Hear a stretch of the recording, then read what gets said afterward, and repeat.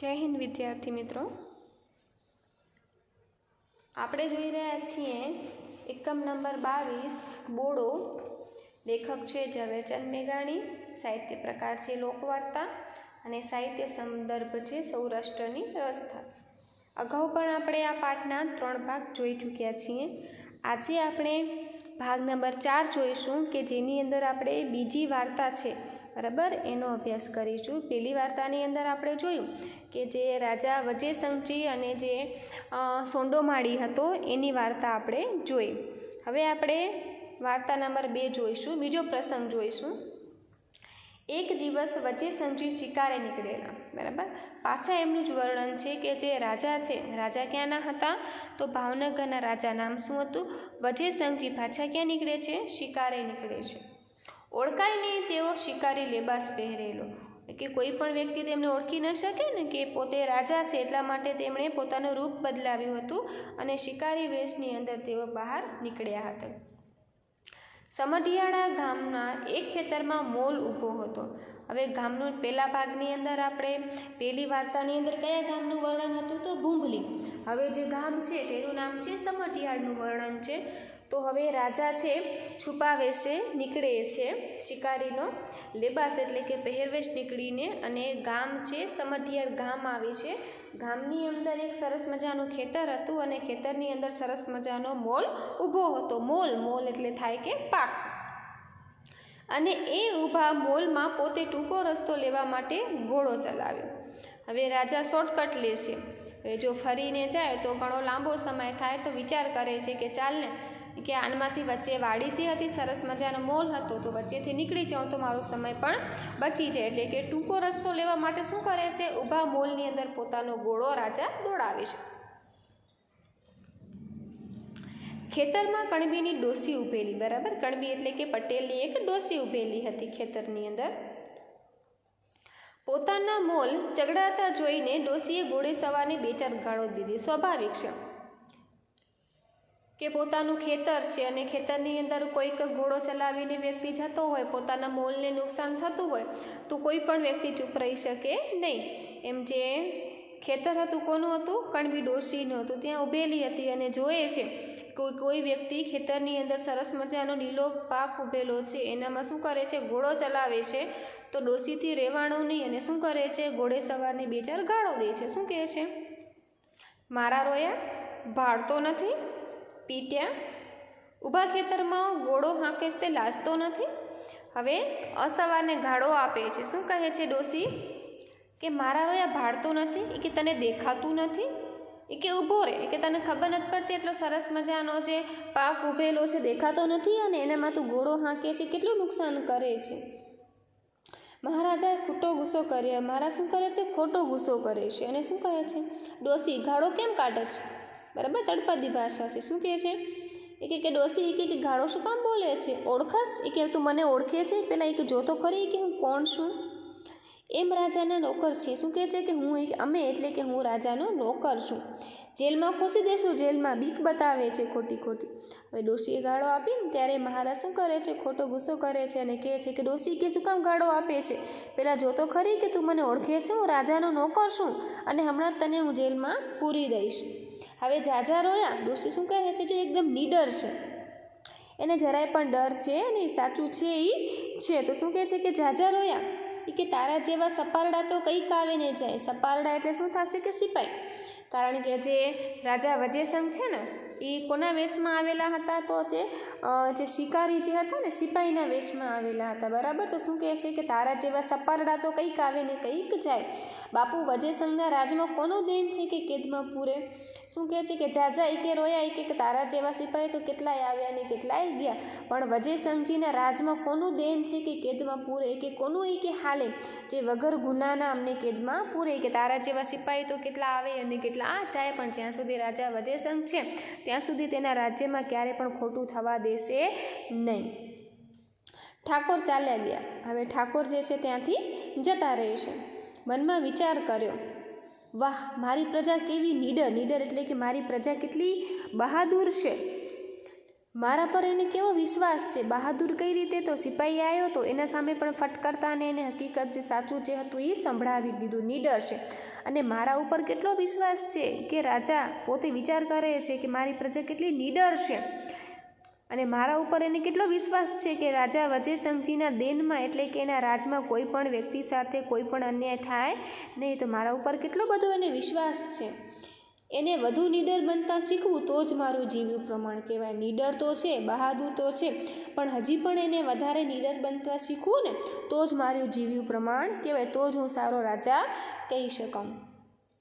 એણે એ ડોશીના કુટુંબને કાયમની પટલાઈ આપી અને જમીન પણ ઇનામમાં આપ્યા. હવે જે ડોશી જે સાચું બોલી ને, બરાબર, અને એને રાજા ઉપર કેટલો વિશ્વાસ છે, તો એમ કહી અને જે ડોશી જે હતી એના કુટુંબને કાયમી પટલાઈ આપે છે અને શું આપે છે, તેને જમીન પણ ઇનામમાં આપે છે. તો અહીં આપણા બે જે આપણે ચર્ચા કરી 2 ભાગ પૂર્ણ થાય છે, એટલે કે 2 વાર્તાઓ પૂર્ણ થાય છે અને આપણો પાઠ 22 બોડો પણ પૂર્ણ થાય છે. હવે આપણે કેટલાક પ્રશ્નોની ચર્ચા કરી લઈએ. પ્રથમ છે, સોંડાના અંતરમાં કેમ ફાડ પડી? ફાડ એટલે કે શું કામ એને બીક લાગી? તો નીચે ઓપ્શન છે, રાજા કેદમાં નાખશે તેવા ભયના કારણે, બોડો ખવડાવવાની વાત જાહેર થઈ ગઈ એટલે, સિપાહીઓ ફરી વખત બોડો ખાવા આવ્યાનું જાણીને, કે અસવારો ઊભા પાકને નુકસાન કરશે તેવા ડરથી. તો જવાબ આવશે, એનામાં જવાબ શું આવશે? તો એમાં જવાબ આવશે એ, ફાડ પડી હતી. ક્યારે? કે જ્યારે સવારના સમયે જે અસવારો આવ્યા હતા અને એને એમ શું કીધું હતું કે તમને ભાવનગરના રાજાએ ત્યાં બોલાવ્યા છે. આ સાંભળી અને તેને શું પડી હતી? ફાડ પડી હતી કે હવે પોતે જેલમાં નાખશે એવો એને ભય લાગ્યો હતો. આગળનો પ્રશ્ન છે, બોડો જમ્યાના બદલામાં રાજાએ સોંડાને શું આપ્યું? તો શું ઇનામમાં આપ્યું હતું? તો આજીવનની કેદ આપી હતી, 12 સાંતીની જમીન અને 4 ભેંસો, કે 12 બળદ અને 20 કળશી બાજરો. ડી, ઉપરના બી અને સી બને. તો જવાબ શું આવશે એનામાં? ડી, બરાબર, એટલે કે ઉપરના બી અને સી. એટલે 12 સાંતીની જમીન આપી, 4 ભેંસો આપી, 12 બળદ આપ્યા અને 20 કળશી બાજરી આપી. આ બધું શું આપ્યું હતું? તેને ઇનામમાં આપ્યું હતું. આગળ જોઈએ, બચ્ચાની ગાળો તો માવતરને ઉલટી મીઠી લાગે. આ વાક્ય કોણ બોલે છે? તો જવાબમાં આવશે આ વાક્ય મહારાજા વજયસંઘજી બોલે છે.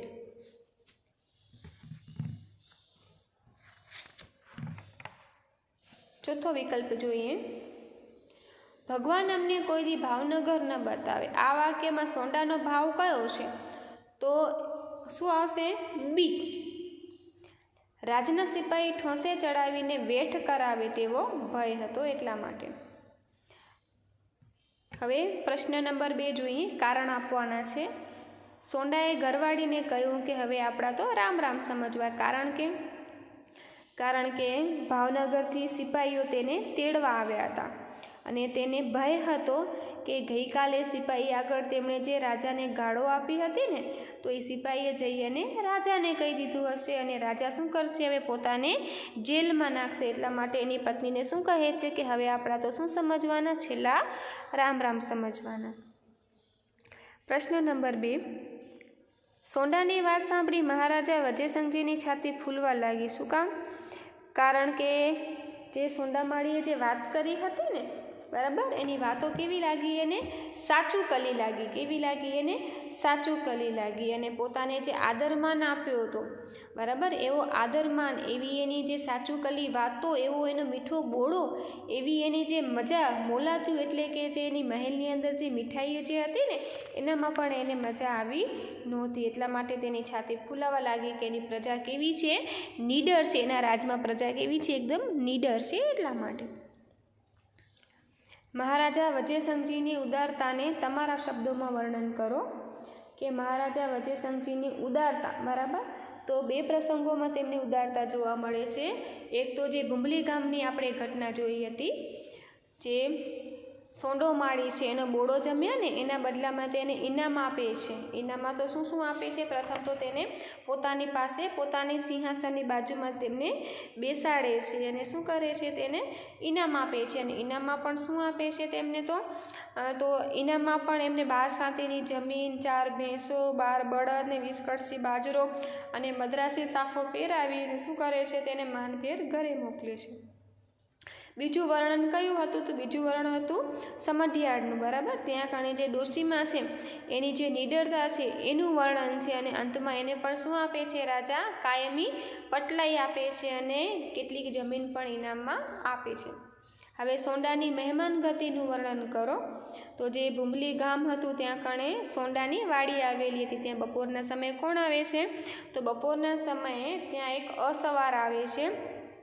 હવે સરસ મજાનો મોટો વડલો હતો. એના થડમાં શું કરે છે તો એના થડમાં એનો જે ઘોડો હતો એને બાંધે છે અને પોતે જે કૂણી લીલો દ્રોહ હતો, બરાબર, ધોરિયો હતો, ત્યાં હાથ પગ ધોવે છે અને ત્યાં બેસે છે. સરસ મજાની લીલોતરી હતી ત્યાં. અને જે સામે સોંડો પોતાના કોસ હાંકી રહ્યો હતો. અને પછી એ બંને વચ્ચે વાતચીત થાય છે. તો રાજાને ભૂખ લાગે છે એનું પણ કહે છે કે ભાઈ ખાવા છે. ત્યારે સોંડો શું આપે છે તેને? પોતાની સાથે શું લઈ આવ્યો હતો સવારના?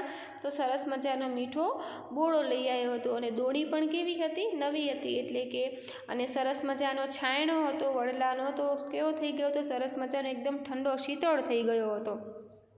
તો એક દડિયો એને આપે છે તો રાજાને ગમી જાય છે. તો પાછો બીજો પણ આપે છે. એમ કરતાં કરતાં જે સોંડો માળી છે શું કરે છે? પોતાની આખી દોણી કોને આપી દે છે? મહેમાનને આપી દે છે. બરાબર, આ હતી તેની મહેમાન ગતિનું વર્ણન. તો અહીં આપણો આ પાઠ પૂર્ણ થાય છે. આપણે પ્રશ્નોની પણ ચર્ચા કરી લીધી છે. હવે આગળનો પાઠ આપણે આગળના ભાગની અંદર જોઈશું.